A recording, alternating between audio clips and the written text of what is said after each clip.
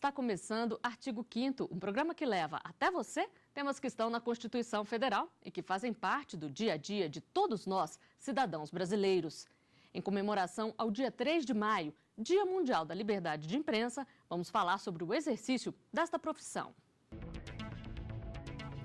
O artigo 5º determina que é livre a manifestação do pensamento, sendo vedado o anonimato. Assegura ainda o direito de resposta proporcional ao agravo, além de indenização por dano material, moral ou à imagem. E garante a todos o acesso à informação, resguardado o sigilo da fonte quando necessário ao exercício profissional. O artigo 220 diz que a manifestação do pensamento e a informação não podem sofrer restrição. Também veda todo tipo de censura. E para falar sobre a liberdade de imprensa, nós recebemos dois convidados no estúdio do Artigo 5º. Está aqui conosco o advogado Tarcísio Dalmaso, presidente do Grupo de Trabalho Violência contra Comunicadores. Também vamos conversar com Vinícius Lima, jornalista e sociólogo. Sejam bem-vindos ao Artigo 5º. Doutor Tarcísio, gostaria que o senhor começasse falando para a gente se a liberdade de imprensa hoje é respeitada no Brasil.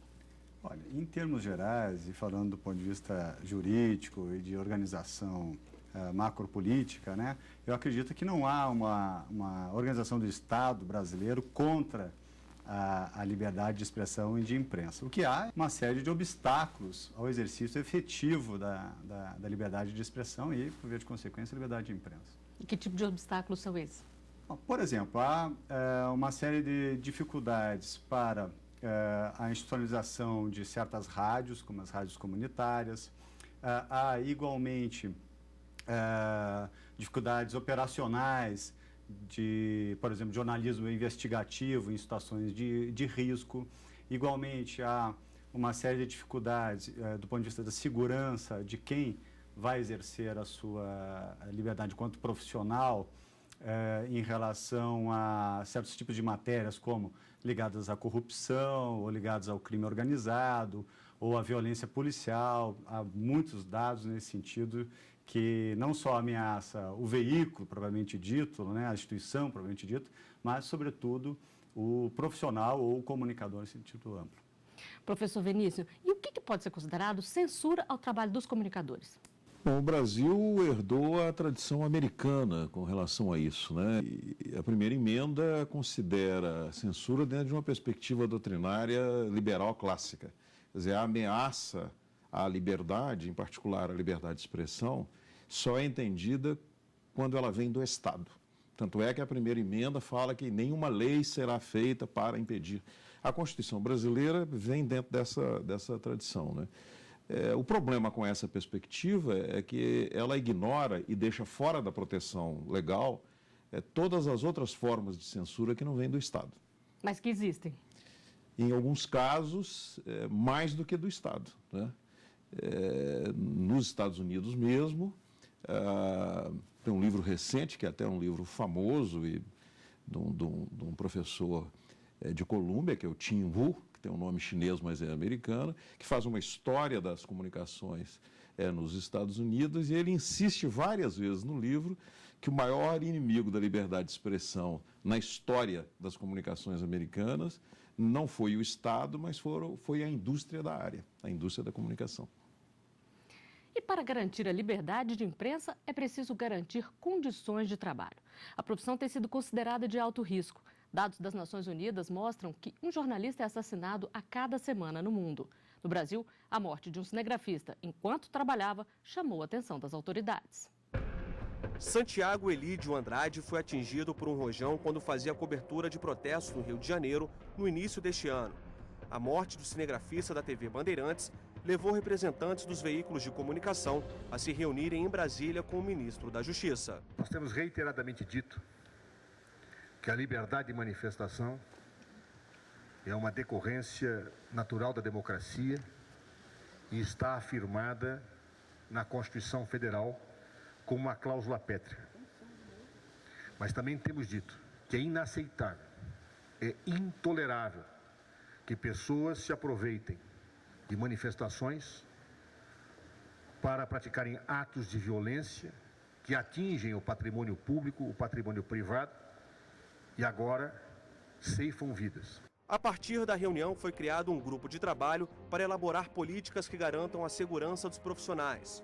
Um levantamento da Secretaria de Direitos Humanos da Presidência da República mostra que mais de 320 profissionais de imprensa sofreram alguma forma de agressão entre 2009 a 2014.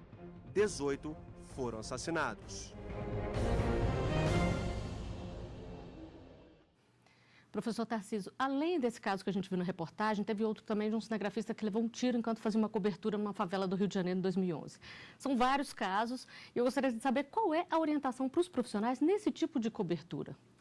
Nós finalizamos em março de 2014 um relatório que nós, enquanto Conselho de Defesa dos Direitos da Pessoa Humana, né, é um relatório que fez uma ampla análise de todos os dados existentes entre 2009 e até fevereiro de 2014, e ali, de fato, nós verificamos uma série de problemas e circunstâncias que causam a violência ao comunicador.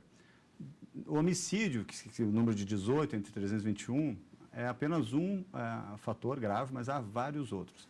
E nós também propusemos a instalação de um observatório. Haverá um grupo que, junto com a Unesco, fará um trabalho de indicadores e avaliará quais são, de fato, essas ameaças.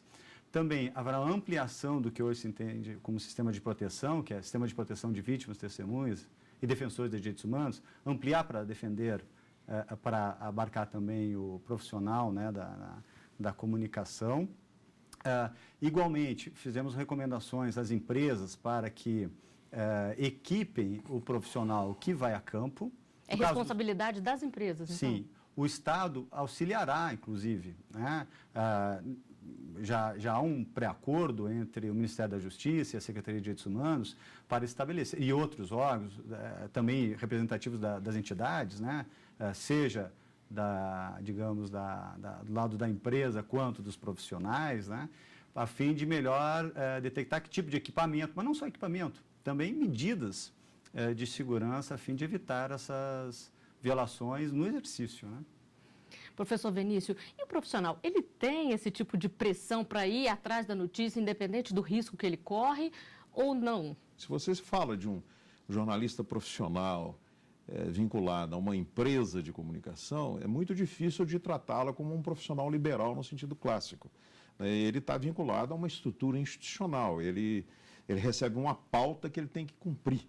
Ele já sai, ele não age como um profissional indivíduo, ele age como um profissional dentro de uma estrutura profissional para determinado fim. Então, nesse caso, eu acho que envolve uma atividade profissional exercida por um profissional específico, mas dentro de um contexto empresarial. Então, tem que ser visto dessa perspectiva, me parece. O profissional cumpre a pauta que for dada para ele, né? No caso do jornalista que foi assassinado, que morreu no Rio de Janeiro em consequência daquela explosão, ele estava cumprindo uma pauta e cobrindo a manifestação de rua, né? A pressão aí é a pressão de cobertura daquele fato em si que merece, que é a notícia, né, que precisa de ser coberta, na perspectiva da empresa jornalística. Doutor Tarcísio, e melhorou a situação após a implantação do Plano das Nações Unidas? Não sei exatamente se melhorou, mas algumas iniciativas pioneiras foram lançadas. Nós, por exemplo, tivemos contato e convidamos e, enfim, dialogamos, sobretudo com experiências ocorridas na Colômbia e no México, que são dois países em que a profissão realmente de comunicador é tensa, né? Bastante ameaçada. Situações completamente diferentes. São completamente diferentes. De tráfico de droga e larga exatamente. Escala. Mas colhemos as informações. E derivado do Plano das Nações Unidas, enfim, lá por exemplo, no México teve uma nova lei, na Colômbia também tem toda uma estrutura específica para cuidar do tema, né? Então, derivado do plano, há algumas iniciativas. E aqui no Brasil, o observatório, embora não podemos dizer, foi só uma criação da ONU, a Federação Nacional de Jornalistas, FENAJ, faz tempo que também está trabalhando o tema, o nosso grupo, enfim. Mas a ONU impulsionou, nos ofereceu estrutura, a Unesco também se vinculou a esse futuro observatório a ser realizado no Brasil, para trabalhar indicadores. Então, podemos dizer que, em certa medida, o futuro observatório nacional a respeito de violência a comunicadores a ser instalado no Brasil deriva ou é inspirado em grande parte pelo Plano das Nações Unidas. Professor Vinícius, e além dessa violência explícita, também tem muitos casos de ameaças veladas, de pressão para que não se divulgue informações? Eu acho que no Brasil o crime organizado, talvez, como em outros países, seja o principal responsável por esse tipo de ameaça, né? Agora, há ameaças veladas, não explícitas, para a omissão de cobertura em várias situações, né? Sobretudo situações que envolvam crimes puníveis pela lei, né? Quer dizer, o interessado em que isso não seja divulgado, interesses econômicos, interesses políticos ou interesses criminosos, né?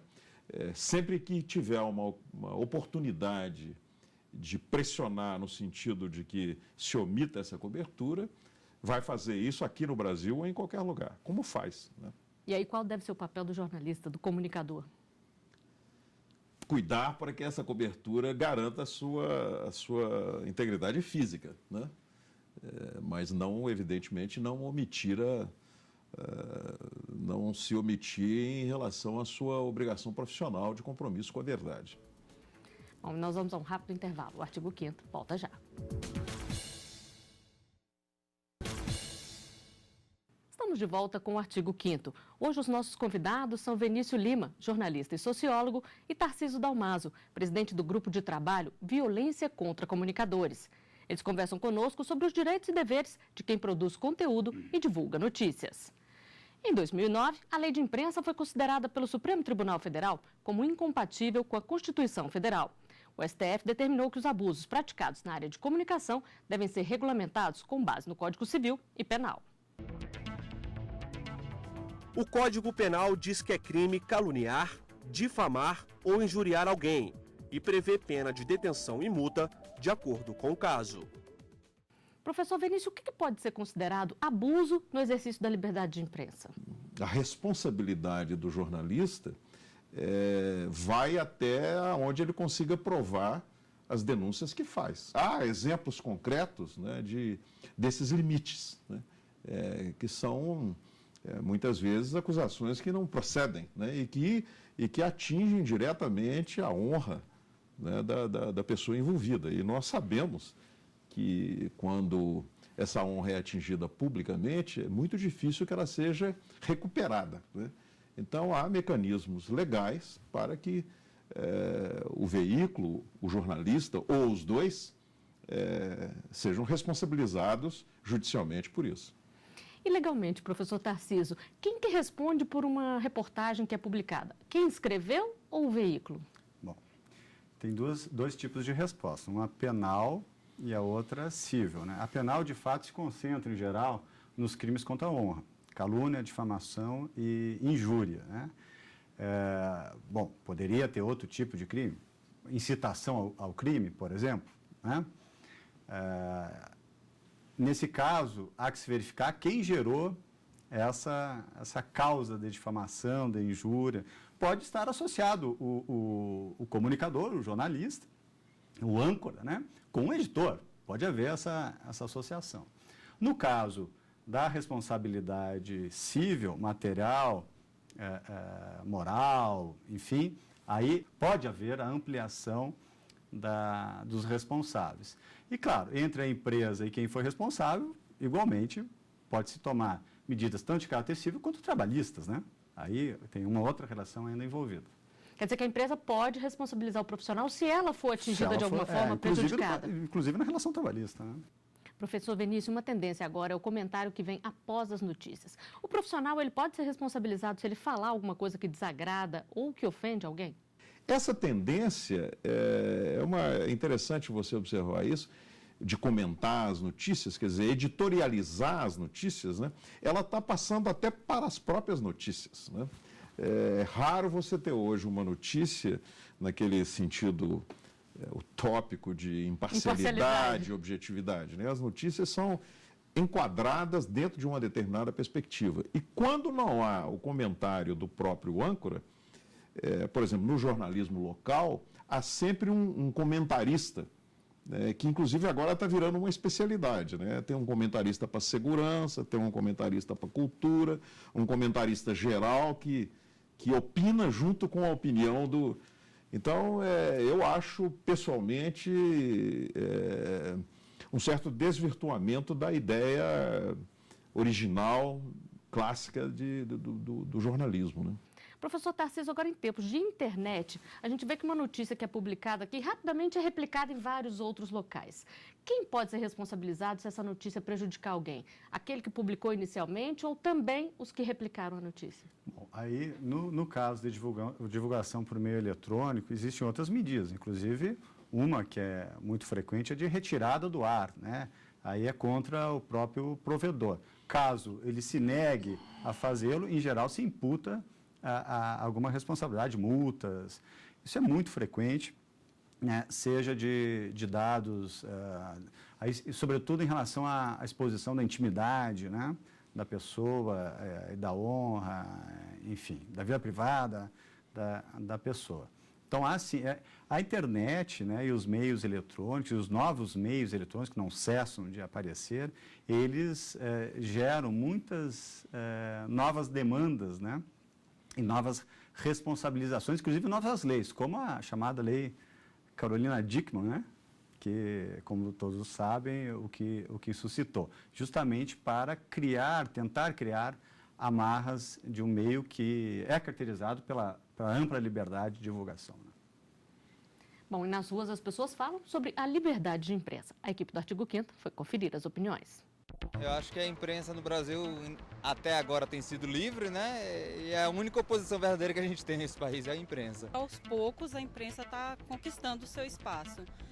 Eu acredito que tem sido, sim, livre para opinar, né? A imprensa séria, ela vai sempre dizer o que ela falar, ela vai falar com responsabilidade. Ela tem responsabilidade quando ela cumpre o papel dela. Agora tem alguns jornalistas, como toda profissão tem, que virtuam um pouquinho. Desde que sejam profissionais responsáveis, ela cumpre.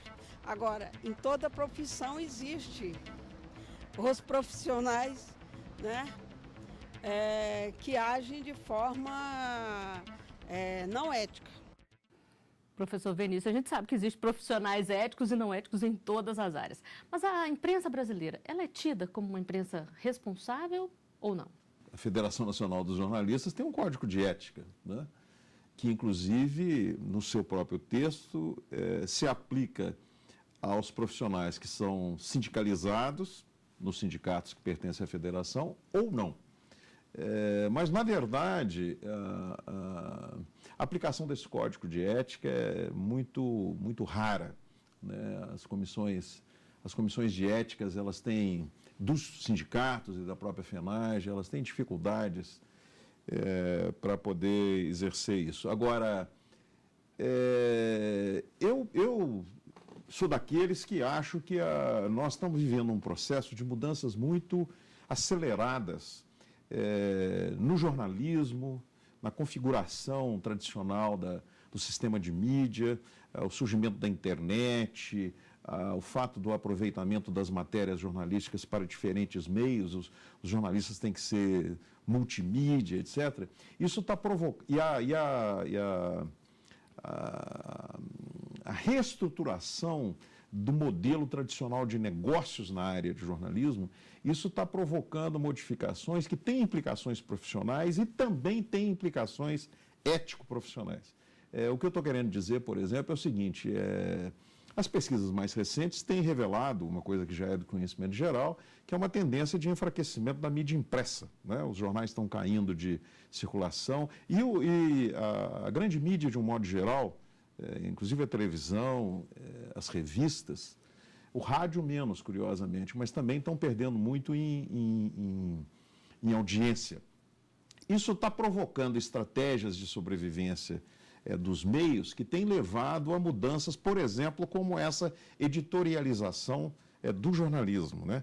Então, o jornalismo passa a ser feito para determinados nichos de pessoas que já pensam igual à editorialização que está sendo feita. Isso confirma a redução da audiência, mas assegura uma audiência dos que pensam igual, né? Então, eu acho que neste processo ainda vai haver um tempo aí para um ajustamento que tem a ver com a questão que você colocou, tanto da ética quanto da responsabilidade. Mas o momento é um momento de transição, do meu ponto de vista, muito confuso em relação a isso. O fato de hoje todo mundo ter um celular que filma e está na rua, numa manifestação, por exemplo, fazer um vídeo e postar na internet, isso dificulta ainda mais essa fiscalização por parte das federações, esse controle, essa falta de ética? Muda porque você veja só, a grande mídia perdeu o monopólio de estar presente e de tornar as coisas públicas num certo sentido. Se bem que ou eu ou você ou qualquer um de nós que formos testemunhas e gravarmos, por exemplo, no celular uma imagem, ela de qualquer maneira vai ter que ser levada para a grande mídia. Mas isso está descentralizando, né? Faz com que mais coisas possam ser observadas. Isso leva a uma rediscussão da própria profissão de jornalista, né? Não pode ser mais do jeito que foi visto até agora. E tem punição, professor, para quem faz esse tipo de imagem e joga na rede mundial? Então, mesmo tipo de punição que nós havíamos falado em relação à atividade profissional, digamos assim, institucionalizada, também poderia se aplicar a quem comete dano, responde pelos danos, né? Quem comete o crime, responde pelos crimes. Agora, o tema do crime contra a honra e a liberdade de expressão é bastante discutido, né? Por exemplo, o relator das Nações Unidas para a Liberdade de Expressão, o atual relator das Nações Unidas para a Liberdade de Expressão, o Frank Lahry, ele defende a abolição dos crimes contra a honra, né? Ele acredita que devem se tornar só ilícitos de caráter civil. Há que saber até onde, né, você protege a liberdade de expressão e desequilibra o outro lado, né? Mas é um debate interessante. Os últimos relatórios da ONU sobre a liberdade de expressão têm essa ideia, tornar a responsabilidade amplamente de caráter cível. Bom, para encerrar, eu só gostaria de saber de vocês se no Dia Mundial da Liberdade de Imprensa os comunicadores têm mais a comemorar ou a reivindicar, doutor Tarcísio. Nós passamos por momentos de grave crise em relação ao tema liberdade de expressão na nossa história, né? Passamos por várias ditaduras, né? E evidentemente que nós estamos num período melhor do que em outros períodos da nossa história. Igualmente, os novos meios, como foram citados amplamente pelo professor, ele amplia também essa liberdade de expectativa. Agora, há vários temas tabus ainda, de monopólios. Outro dado interessante, já que estamos aqui numa TV de caráter público, né? Eu acho que isso é um dado positivo, essa ampliação, né, da informação sobre os principais poderes, né? As TVs do Legislativo, a TV do Judiciário. A TV do Judiciário ampliou significativamente o interesse e a informação da população sobre temas jurídicos. Hoje se discute temas jurídicos, antigamente não se chegava. Não chegava até a população. Então, há algo, sim, a se comemorar. E para o senhor, professor? Eu sou um pouco mais pessimista, porque eu acho que a questão da liberdade de expressão não pode absolutamente ser reduzida à liberdade de imprensa. E a nossa tradição, como está bem estabelecido, autores como Paulo Freire, por exemplo, falam da nossa tradição de cultura do silêncio. Boa parte da população brasileira não tem acesso ao espaço público, né, de debate das grandes questões nacionais, porque o tema foi tocado levemente aqui, nós todos sabemos que a estrutura do nosso sistema de comunicação, à exceção de uma TV como essa, que é pública, e de outras iniciativas desse tipo que são recentes, e mais recentemente, inclusive, da empresa Brasil de Comunicação, a estrutura do nosso sistema de comunicação é uma estrutura oligopolizada. Isso significa que boa parte da população não tem acesso a esse debate, né? Então, eu acho que o dia que nós tivermos uma ampliação das possibilidades de acesso, que, num certo sentido, a internet potencialmente tem, né? Aí sim nós temos uma razão, vamos dizer assim, universal para comemorar. Também não é algo a se comemorar os dados em relação à violência aos comunicadores, que, pelo nosso relatório, aumentou vertiginosamente. Bom, nós chegamos ao final de mais um Artigo 5º. Professor Vernício, doutor Tarcísio, eu agradeço muito a presença de vocês aqui conosco. E você também pode fazer parte do nosso programa, mandando sugestões para o e-mail artigo5@stf.jus.br. A gente se vê na semana que vem. Até lá.